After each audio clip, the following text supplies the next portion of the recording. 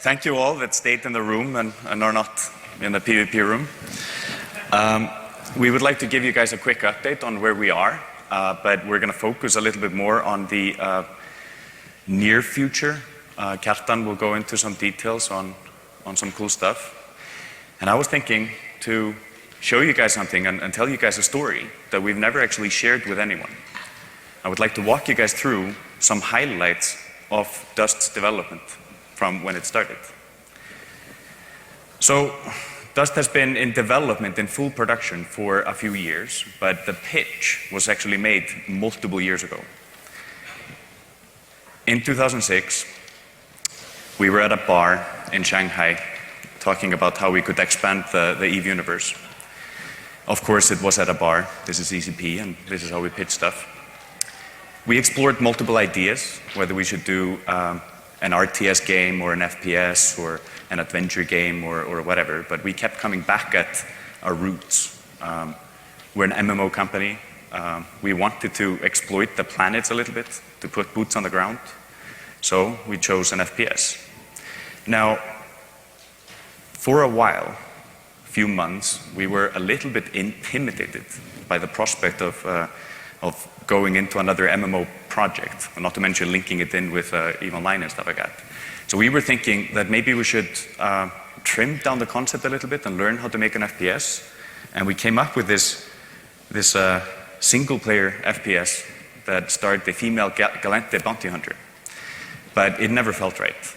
So we met in 2007 at Game Developers Conference. Kjartan and I had been preparing the pitch and the presentation and stuff like that. And none of the other guys, Hilmar and the guys, they thought that we were going to come and show them concept art and some cool stuff about some hot chick, a Galantian chick. But we showed up with a presentation about conflict in the EVE universe and about linking two games together and stuff like that. This is actually a slide from that presentation. It was a very cute presentation with little people socializing and stuff like that. But I chose this one because it shows, obviously, some sovereignty. We started developing.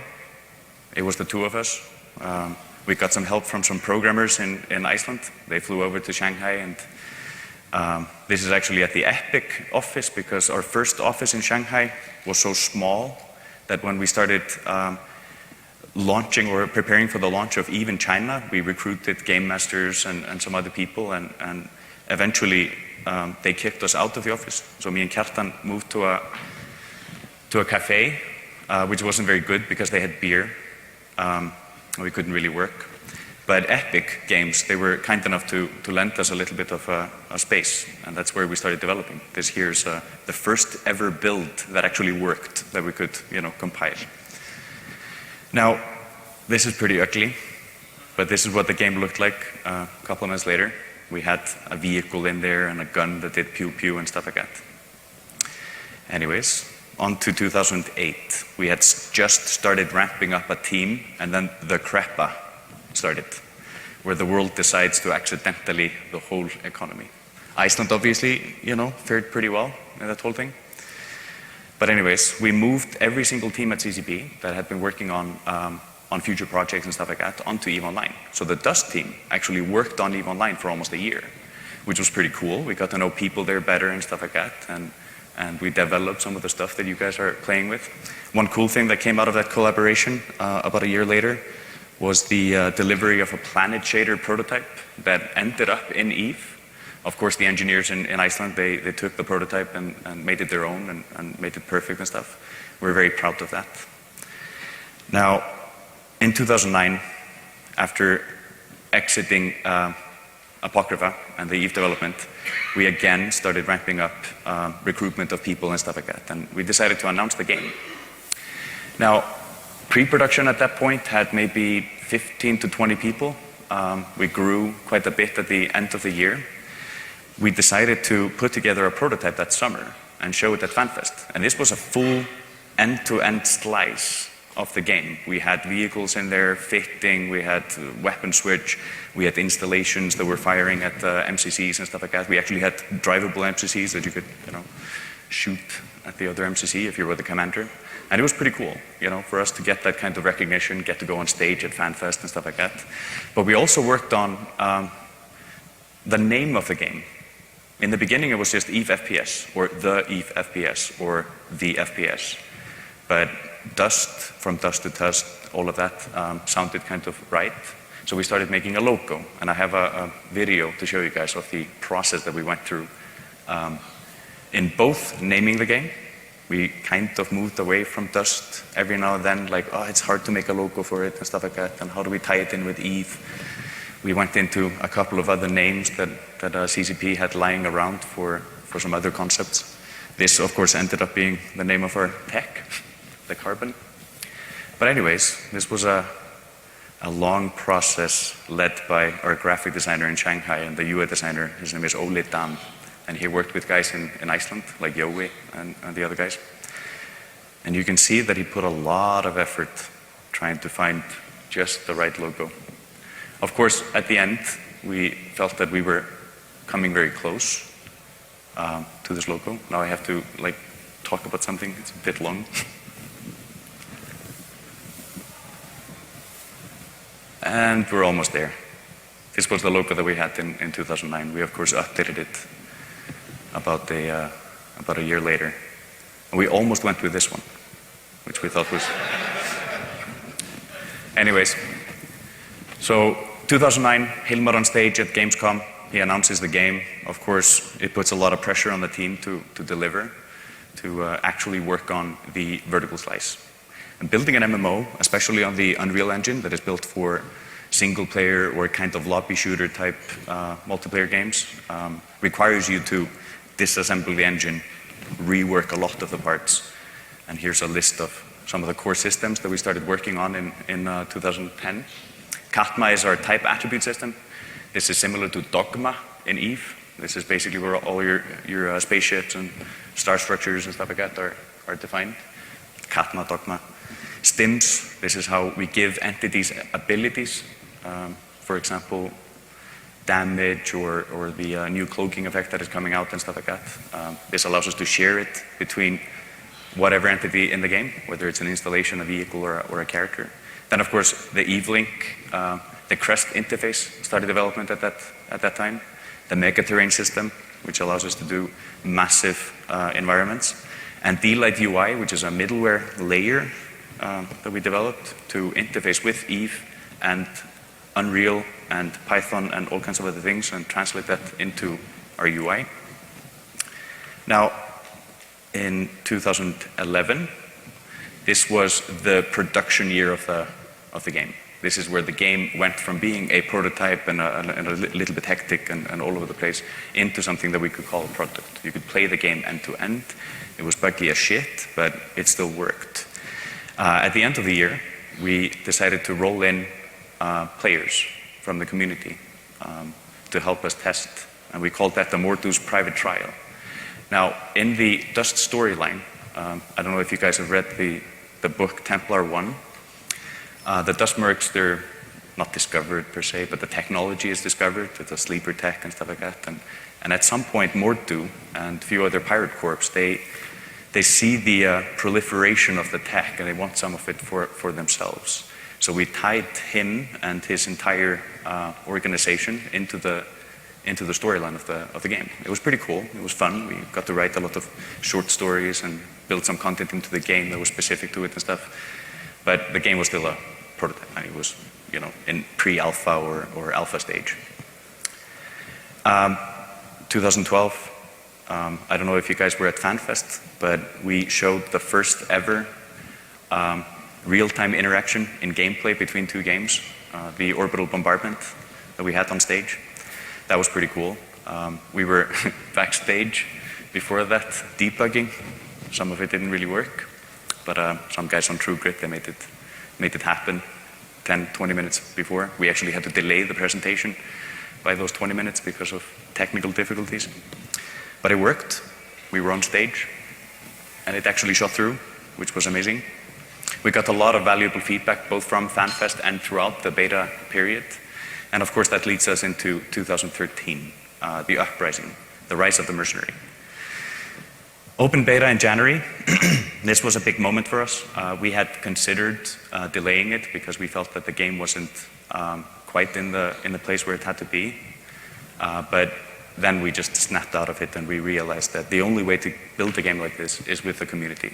And having those few hundred, few thousand people that we had rolling through in the closed beta wasn't enough. We knew that many people in the EVE community and in the FPS community wanted to play the game. So we opened up the faucet and let people in. And it was awesome, like just seeing the comments flow in. Of course, media weren't really playing the game. Some of them were, which was, cool. They gave us very good feedback. But then, after launch of the game on May 14th, I have to back up a little bit. We launched the game knowing that there were few aspects of the game that weren't really ready. And we were very upfront with that, with media and the player base and stuff like that.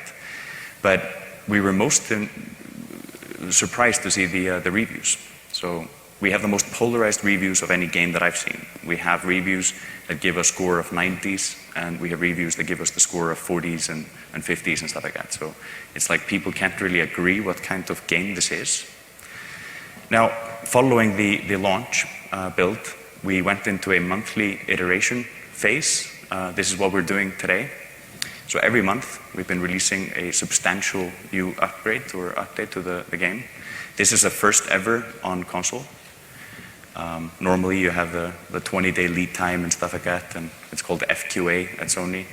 And of course, the cost of that internally is massive. But because of our relationship with Sony, and specifically guys like Andy House and Andrew Parsons and Adam Boyes, those guys have been with us on this journey the entire time. We were able to move into this model, and we can see some of that being spilled over to other games right now, which we're very happy to see, that Sony is taking very important steps towards changing how console games are tested and deployed and stuff like that. Now, the future, Kjartan will, as I said, go into more detail on that. 2014, well, from now until 2014 and beyond, the focus is shifting a little bit for the product. Today, we do not have an MMO, a full-fledged MMO.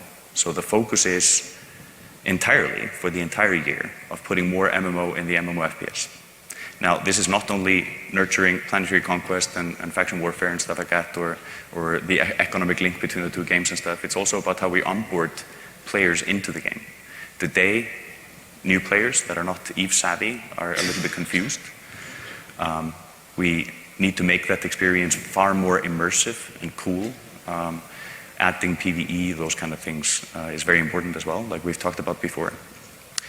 We're also doing substantial changes to the interface of the game, and the headline feature of that is the Market 2.0. We're completely revamping the market, adding player trading, which we're very excited about. And obviously, this touches every single UI in the game, whether it's the skill system, the fitting, and so on and so forth. And then, of course, Planetary Conquest 2.0 is still very important to us, even if we're focusing more on the immediate experience in the beginning of the game, the first 2 hours, the first week, the first 2 weeks, that kind of stuff. We're still working hard on realizing all of the crazy shit we're gonna implement in the EVE link. But anyways, I'm gonna hand off to Kjartan, where he can tell you guys some details about this.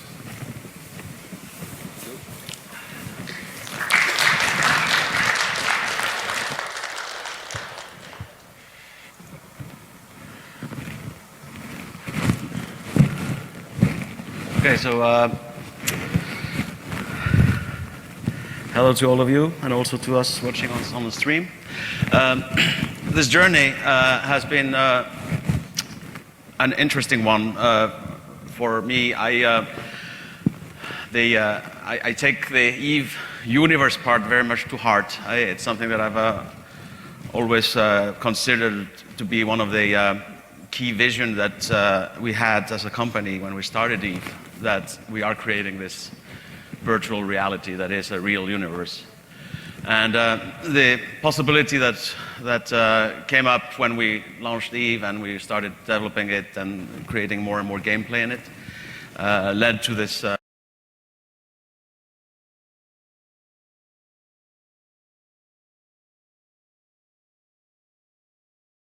beautiful product that EVE is, along with all the people in it, which make up the EVE universe.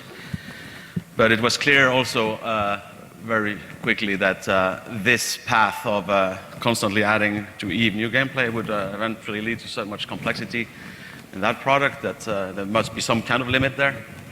And that's why we started investigating to have a little bit more flexibility in this and having different products sort of plugging into this matrix that is the EVE universe. And Dust has been our tracer bullet for that. And we have learned a lot of things on this way. And one of the key kind of design challenges that we've had is basically how do you ease a game into an existing one? How do you make sure that you do not disrupt the existing experience? And I think we've been relatively careful with that. Some might say too careful, but it's a tricky balancing act. It's both keeping player experience good in both games on both sides, keeping balances, etc. So, but what I wanted to describe to you is a little bit what we're doing to first now until the end of this year. It's basically we're trying to iterate on some systems that we've already had. And one of the first systems that had like a interplay between Dust and EVE was the factional warfare. So basically when we introduced the change that owning district or like controlling districts on planets in the factional warfare system would contribute to the factional warfare balance. And we quickly identified a lot of problems with,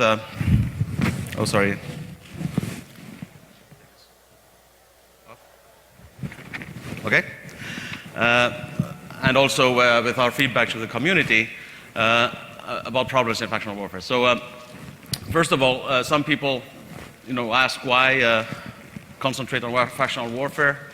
It's not the real sandbox experience of EVE, but it's actually a very popular gameplay, both in EVE and now in Dust, and has been constantly on the rise in terms of as a engaging player experience. So we already had done, like I said, a few iterations of factional warfare. The main problems, though, that we identified is that there was a lack of immersion for the Dust players. They didn't really care much about which factions they were fighting for, and they didn't really see what they were affecting in the world. There were no special rewards, and also on the EVE side, it was not very visible how Dust contributed, and the reward, for example, for EVE players helping out with orbital strikes, they were limited. So it was kind of like not an engaging enough experience. So we decided to take a look at that, and we also solicited a lot of feedback from the community. And what we came out with is to introduce standing towards the factions, similar to that you have in EVE, and pretty much works in a similar way. And this opens up a lot of possibilities, obviously, for players to progress. So, basically, progressing in these standings gives you loyalty points. And I'll explain a little bit later how those are used. It also allows us to introduce friendly fire in battles, which is something that we always like to have a little bit of griefing in our gameplay system. And this is also something that players are really excited about. And we also can then monetize sort of the progression instead of through the items. So we use boosters for standings for each faction, etc. And another thing that we wanted to do is to make this experience also more kind of special, is that we remove, that's what we're considering now, removing ISK payouts for those contracts. And instead, you basically get the loyalty points, and then we introduce a loyalty point store where you can actually buy faction-specific items. And we're looking at leapfrogging items that reduce skill requirements and proto-level weapons, reduce fittings, like some of the items that are on the ore market, and possibly some new items specifically for that. So this would give access to content that is not available except through the actual gameplay. And I think this is going to be an interesting thing. And for the ISK rewards, not having any ISK rewards, the idea here is that we are anticipating that we will have the player market soon. So once that is in, you can actually resell those factional items on that market and thus get ISK. Again, we put up some threads soliciting feedback about this on our forums. So if any of you have good ideas, we still have some window to react to some design suggestions. Here you can see some screenshots of how it would probably look. You see, like on the bottom left corner, the loyalty store. Basically have 4 different stores for each faction.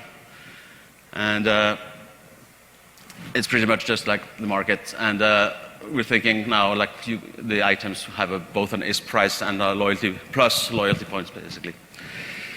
So yeah, this is pretty much how you get it.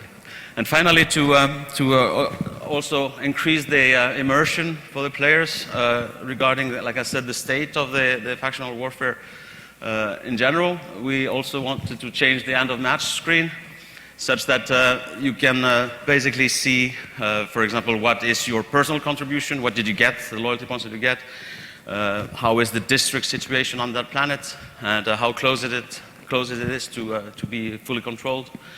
And then also some historical graphs so showing you the progression of the state of the universe or the factional warfare state. So this should help players a little bit get a better feeling of what their actions actually, what consequences they have, and give them some rewards, like intrinsic rewards to see it. Now on the EVE side, what we're mostly going to do to increase the sort of engagement was to change the way that orbital bombardment is made.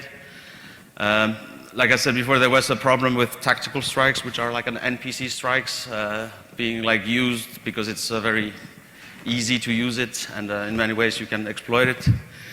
And so we wanted to remove those and make it exclusively through involvement from EVE.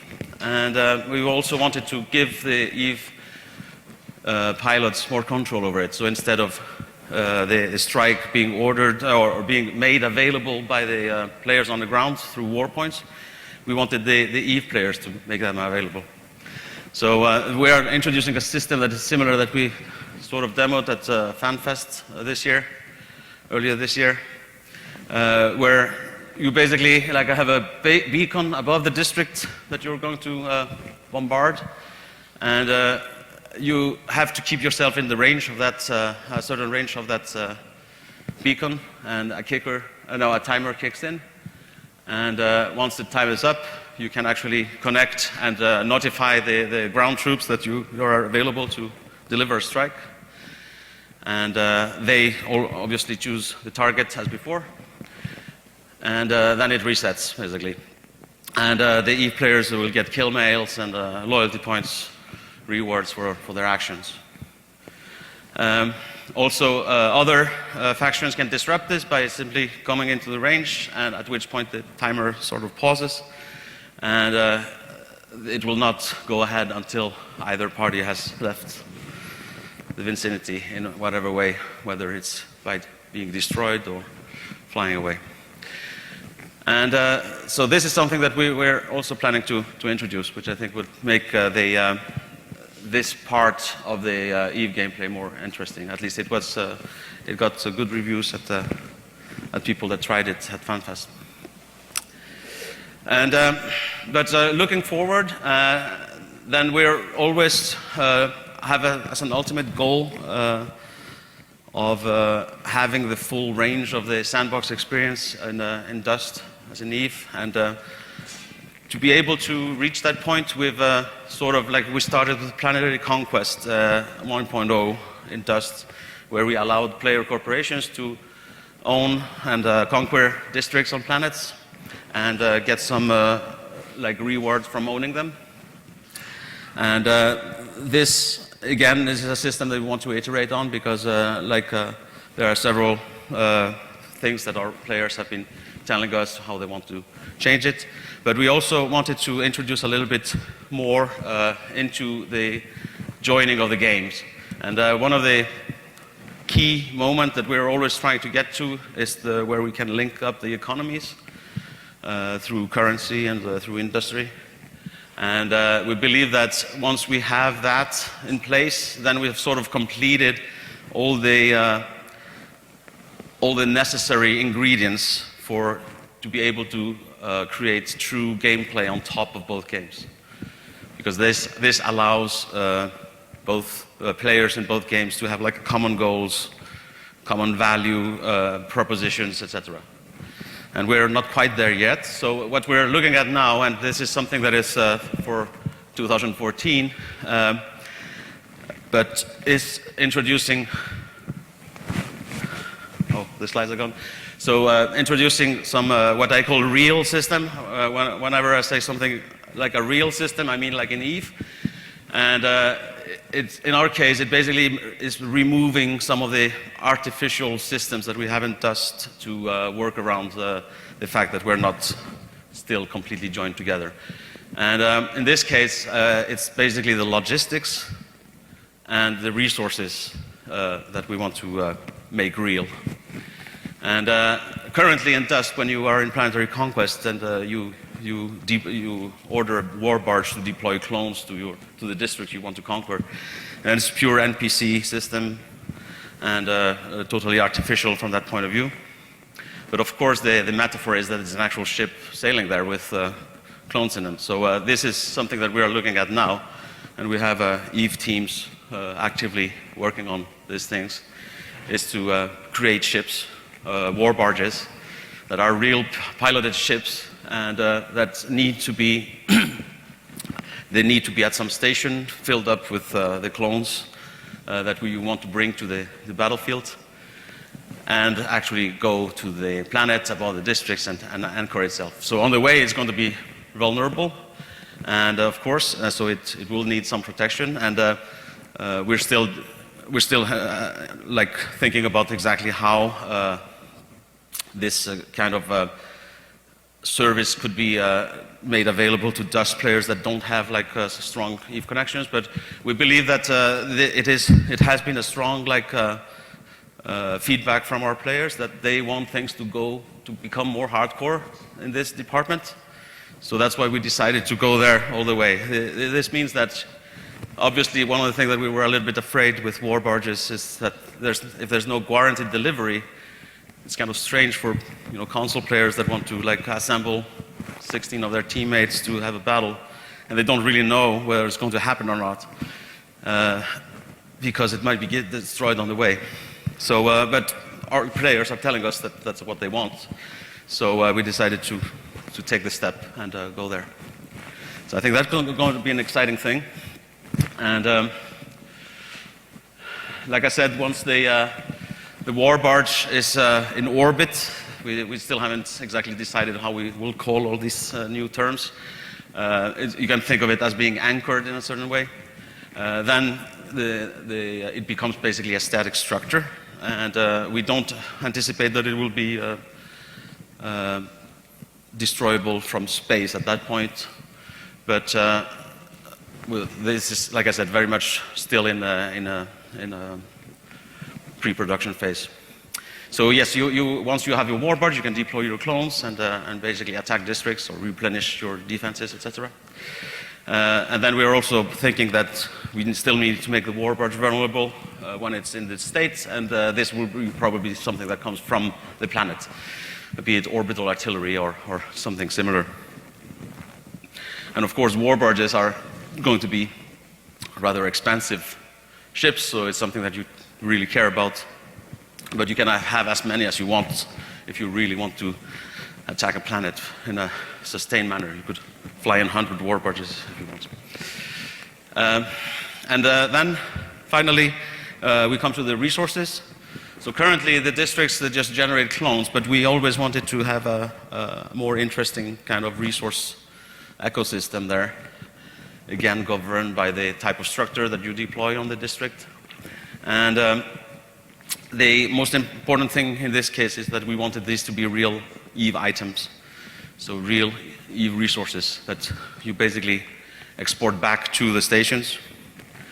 And then at that point, they can sort of become part of like traditional Eve manufacturing cycles.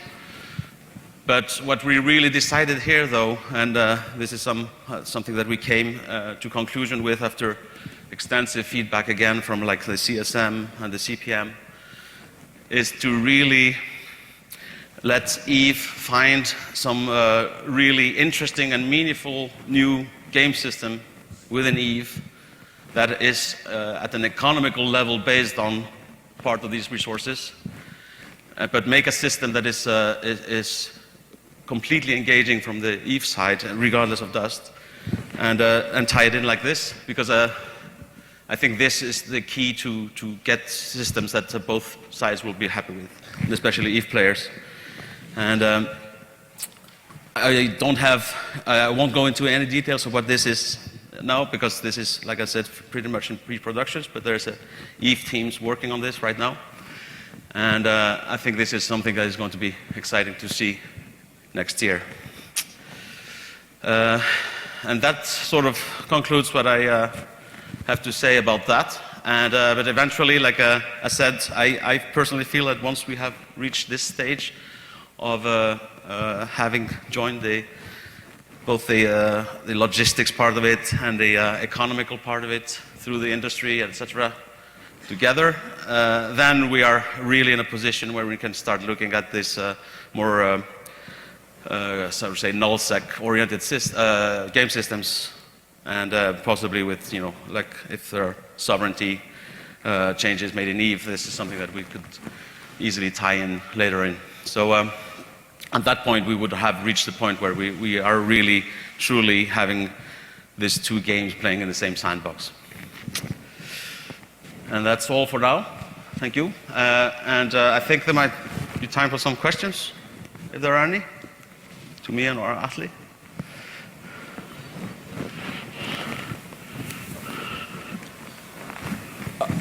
Currently, you have infrastructure on districts that will benefit POS production in certain ways. Would it be difficult to create POS-like structures that would have a way of benefiting the soldiers on the ground in that district for the moon it's anchored around? Yeah, it will be quite conceivable, yes, to do. Technically, it's not hard. Yeah. Okay, the star-based code and all. Yeah. It's a good idea. Okay.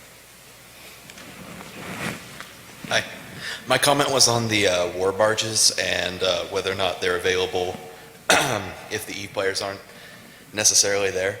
I think it would be beneficial to console players because maybe they want to take advantage of something when the Eve pilots aren't available. If you had an NPC that was at a very reduced rate or like had a very large drawback that people could still fall back onto if they wanted to hire that out. Yeah.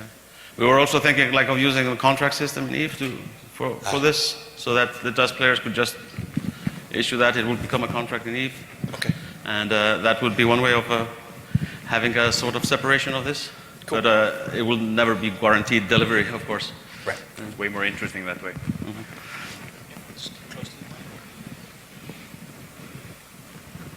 Trying to remember my train of thought here. For the aspect of the bonuses that they receive for the stations in orbit,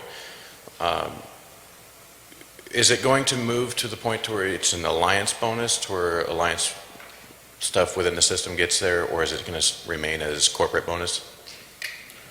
I thought it was already alliance-based. Oh, maybe I got misinformation on. The other side of it being, do we have any sort of dates yet for expansion beyond Molten Reach? Beyond Molten Heath. Yeah. So we haven't taken a decision on it, but it's certainly an opportunity now that with this factional warfare changes, it would make sense to make those changes at that time. But we are not in a position now to say exactly how much or where or stuff like that. But yes, probably we would want to do that. The last question is, I keep getting information back and forth as far as with PlayStation 4, that is there going to be any issues with the new consoles? There's more than 80 million PS3s in the world. Right now, I think there's 0 PS4s. But we're laser focused on PS3 for now. We haven't really begun thinking of any other platforms. Because with the new console coming out in a month or two for the new PlayStation 4, a lot of people are upgrading their system. Yeah. Most of the games are backward compatible, but the ramp up of that is going to be fairly slow. I mean, there's still 80 million PS3s. Okay. Only one dust. all right. So it will not work on necessarily both systems. We haven't announced anything. Okay. Just had a couple questions, maybe for the war barge. Have they thought about doing different bonuses for the setup for the troops on the ground, maybe fitting it out a certain way to give bonuses to troops that are cloning out of it? And also, if ever thought about using the dust in like incursions, having that as like fighting against the Sancha that are invading the systems and stuff. Sorry, I didn't get the last part. Using dust players against incursion NPCs, or having like an NPC side to it. Oh, as you mean well. like a PvE kind of? PvE, yeah. I was just curious. We've considered that. Don't think we're doing it in the near future, but it's a really good idea. Hey, good afternoon. Just starting off, you guys have a great product. I know in my corp in general, we love the direction the game's going. We believe in the future of the game. One of the things we feel stopping the game is core mechanics. Some of those bugs, like the comms, your hit detection. Yeah. What are you guys looking to do to fix those core mechanics that are going to prevent future expansions from being the best they can be? Yeah, we have multiple dedicated teams fixing those things. Okay. You've probably seen the evolution of the game since May. Every point release has brought with it pretty substantial changes. For example, aim assist systems Right. were revamped in 1.4. Of course, 1.4, the launch was a little bit rocky, but you actually hit the target that you're aiming at, which is a big step up for an FPS. Right. But we'll continue bettering all those systems. I guess a side question to that would be like, back when 1.0 launched, comms worked fantastic, and 1.4 came out, and you're not able to see those speech bubbles. You're not able to mute the players you want to mute. What's causing that? I mean, I know you guys just say you're working on it, but is there an ETA for that happening, or? I actually don't know, Okay. but I can probably find out if we can talk in the PvP room later or something. All right. And then the last question I had, you have games coming out like Battlefield 4 and things like that, where you have a hierarchy system. Now, I know we just deployed roles for corporation, but when is Dust going to see things like ground commanders, same thing as FC, or your squad leaders or your platoon leaders, and have those chat channels be able to communicate along those chat lines while in battle? Yeah, basically extend the chat system as it is today to include more roles and stuff like that. That's more on you. Yeah, I mean, that would probably be something that we would do with Eve, using the same chat system as Eve. So we need to unify that. Right. Thank you for your time. Similar to fleet mechanics. Yeah. Thank you.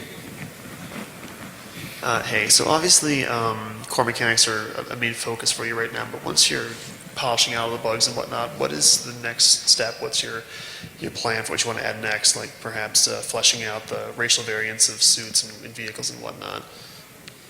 We're doing it. And they should be all in very soon. This is not soon PM, this is soon. I don't know if we'll be able to deploy it in 1.7 or if it comes in 1.8, that kind of stuff. Okay. They have to be perfect. Every time we do this, the cost on rebalance is pretty substantial, and of course many in the community have asked us to include with those kinds of substantial changes to the tech tree, respecs and stuff like that. And obviously it's disruptive for the community and for us and stuff like that, so we want to pile them together. But the light drop truths, for example, we have them, we're playing with them, we're tuning them. The heavies are pretty far along from an asset standpoint and an authoring standpoint. Okay. But yeah, you should expect it sometime soon. Okay, and along that lines, are we going to be seeing some changes of the racial bonuses that the suits get, like for logistics? Is that going to be changing from where it's currently at, or is it staying as is? That's actually a very consistent feedback. We're getting that a lot from players. I think it's absolutely something that the game designers should take a look at. Okay, well, thank you for your time. No problem. Hey guys, I play under a name called Zion Shad, and first I want to say thank you. Today's dust is the dust I wanted back in closed beta. We have our corporate roles, we've got our corporate tax, everything's good. I'm loving the game, despite all the hiccups and stuff. I'm worried about my BPOs. I keep looking, there's none on the market, and I keep looking at my assets, they're still there. Are they safe? Am I good? They're not safe. They're not safe? What kind of, is there going to be some kind of reimbursement? What do you guys have planned for it? If you're going to eliminate the ones from the players and their owning?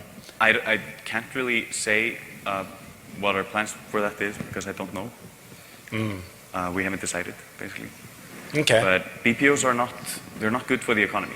We firmly believe that. We've seen a dip in usage of other items and stuff like that. They're very convenient for you, but for the overall economy and the burn of ISK in the economy and stuff like that, the BPOs had a very negative impact. So we are retiring or at least pulling them off the market. You can still use them and stuff like that. And maybe we'll take it a couple of steps further, but we are compensating it with rebalance of the item tree, adding in, the loyalty point store items and stuff like that. Okay. But, And then just one last quick question regarding alliances. How are we looking for Dust players making their own alliances or having the ability to join outside of EVE? Well, yeah, it always has been on our backlog to at least provide the interface to manage the alliances in Dust. I mean, obviously you can do it through EVE currently if you have an EVE player in your corporation. But I can't really say when that would be. I mean, currently we're focused on the factional warfare thing and then the next thing. So it's pretty much taking all our time. But it's something that we should certainly take a look at. All right, a little bit of a TM, whatever. But thanks, guys. Thanks, man. My question was, down the road, albeit maybe far down the road, do you ever see Valkyrie and Dust connecting at all? Valkyrie and Dust. Valkyrie, like EVE Valkyrie and Dust having impact on each other or being included somewhat in each other? Yeah, I think Valkyrie is the newcomer into the EVE universe kind of world, and I think it's natural to think that it should have on its roadmap more and more involvement with the EVE universe and interaction with the existing inhabitants of it. But there's currently, I can't say anything about specifics, but it's certainly something that naturally our designers are thinking about. Thank you.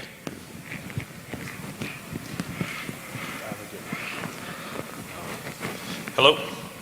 So, I don't know. I guess you addressed most of my concerns during your presentation about the future.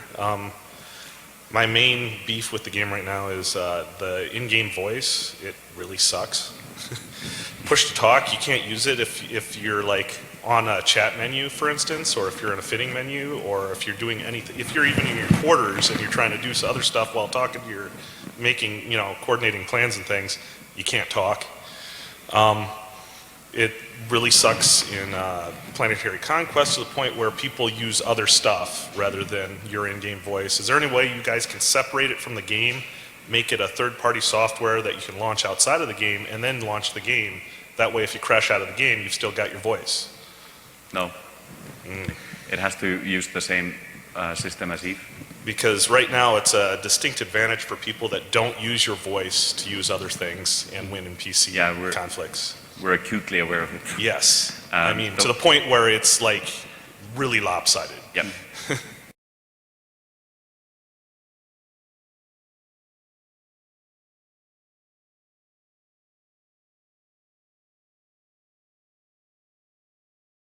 It's slightly better though. We used to have Oh yeah, massive I've noticed frame rate the issues improvements, in 1.3, which were addressed with a hot fix, I think, just before 1.4.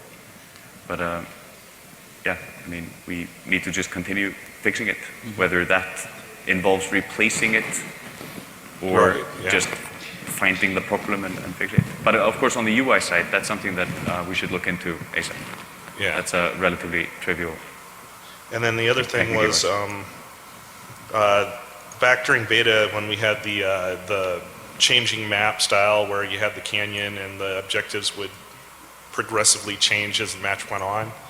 Any chance of bringing back different objectives like that to the game? Skirmish 1.0? Yeah. We've talked about it. The maps that we had then were a prototype, and we essentially canyoned in the the players. That was not only for gameplay, it was also because all the stuff on the other side was really ugly. So we didn't really want to always see it. But this kind of gameplay is not the focus when it comes to terrain-based gameplay. We need free roaming areas where vehicles can actually make a dent. All right. Well, if that's the case, then the opposite direction would be, are you going to increase the size of battles so more players can participate? Because over time, yes. Okay, because, right now you've got these small little skirmishes, but you're supposed to be affecting an entire planet or a universe and Yeah. That's we've always had on our plan to implement the proper conquest mode. It's complex to implement, and it's definitely not for the near future. And it ties heavily into Planetary Conquest 2.0. But just to answer the Skirmish 1.0, there is a way to add Skirmish 1.0 with what we have. We currently do not have a fixed date of when we would do something like that. It's more important to focus on the core, like all of you are saying, like fix the obvious stuff, do the faction warfare changes, fix the economy, all of that stuff. But it's definitely something we want to do. So. All right, thanks. I got a real quick one. Any chance of Dust ever coming to PC? You mean technically, or? Like any time, because I play Eve mostly, but I'd love to play Dust, and I'm managing time, because of regular life and gaming life. So it's like I'm a PC gamer at heart. Yeah, I own a PS3, and But inside the PC gamer is a console gamer waiting to break out. Yeah, it swung in my life, right? I used to be a hardcore console gamer, and now I'm a PC gamer. But I mean, have you seen that picture of the dude that is multi-boxing Dust and Eve? He has like 3 Eve screens. I'm already multi-boxing multiple accounts across Eve, and 2 screens and all that. So, I mean, my PS3 is right to my other monitor. It's just I play on the same setup basically, but it'd be much more convenient if I could just double-click an icon in Windows and jump right into a Dust game if I wanted to. I had, an hour to blow one night instead of going running a fleet op for 4 hours and then we never shoot nothing. So right now, laser focus. Yeah, I kind of got that, but that's why I figured I'd ask. But continue asking it. Yeah. That's how you change the world. So, these guys will have a roundtable in Amazon, so you can ask more questions there. But that was the last one. Yeah. And finally, I think we'll show you the third Machinima documentary part. I think it's, what is it? It's called Video. Video 3. Okay.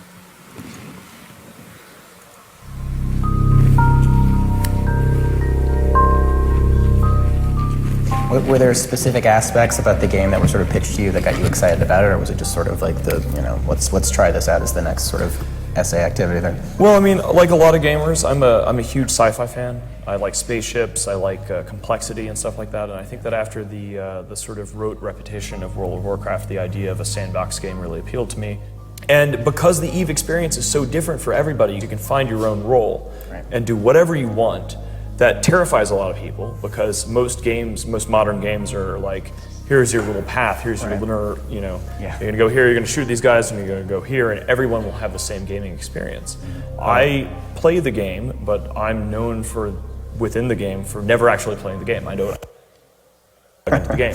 For me, EVE Online is a pure political metagame experience. Mostly here you're going to basically like a jabber, which is like an IRC client, talking to people on Skype and things like that, and schmoozing and doing politics. So how do your experiences in terms of like, if it's sort of a metagame for you, how are you getting your sort of satisfaction out of things getting back to you, or through the chat of like seeing someone will relate to you, how things went down, or? It's, helping my friends and defending my friends, and then also just the social dynamics, seeing what people will do, what large groups will do in the context of a game. This is the only one where I travel all over the world to meet my international friends and hang out with them because I know them and I've fought with them, and we've strived and failed in some cases and had victories, and those were consequential to us from a psychological perspective. So it really brings people together, at least within a group, in a way that other games don't. I'd like to move on to the topic of you and Sean, Sean Smith. Just in terms of setting up the background, how did you meet him through EVE specifically, through the forums, or what sort of started your... So in the early days of Goonfleet, Sean was a moderator, was always a moderator on the debate and discussion subforum, and along with a bunch of those other guys and myself, we all ended up in Goonfleet. We went straight into nullsec with mass numbers, but we didn't have the powerful characters or the powerful ships that the veteran players had. And so in order to sort of make up for this military disadvantage, I worked very hard on creating an espionage agency, because in EVE, unlike in other games, you can lie, cheat, steal, scam, and all's fair. It's a sandbox. They don't intervene to stop you from doing that. So what we did was we had Sean blew up one of the other directors in our organization when our other director was carrying a hauler, which is an industrial ship, basically like a big space truck, full of very valuable stuff, right? And then we were able to use this as evidence that Sean had turned traitor. And he did. They brought him in. They're like, oh, you blew up this ship that was worth all the stuff. And of course, he blew up the ship and we pocketed the stuff. Like, we didn't actually lose anything, but they bought it. Right. And in terms of sort of the real life aspect of that, it sounded like he was also very, very generous with his time and efforts in terms of like helping other people that were sort of interested in going to the same field as him. When people were interested, later on as he advanced in the organization, he was not just a spy, he became the head of diplomacy, he was a diplomatic director. And he tried to help goons who were interested in working for the State Department, guiding them through the application process, the Foreign Service exam, which I forget the exact name of, and sort of being a mentor figure. And then later on, he created an entire section within, sort of like I had my spy agency, Sean created something called the Corps Diplomatique, which was a entire diplomatic section. It's a weapon for us, and we have, of course, continued his work. We kept the exact same structure and everything that he had taught his junior diplomats. We promoted one of his proteges, and he's done a fine job. But even Sean's enemies in the game, when the Benghazi thing happened, it was so horrible. Everybody knew who he was and respected him, right? Everybody understood that this was a real dude. And in the game itself, of course, everyone was devastated. Every station, I think almost every single station in the game was renamed to some sort of a tribute, RIP Valrad, or We'll Miss You Valrad, or what have you. Enemies who hate our alliance did that without hesitation. And there were a number of tributes. The entire community came together, and I think that showed something really special.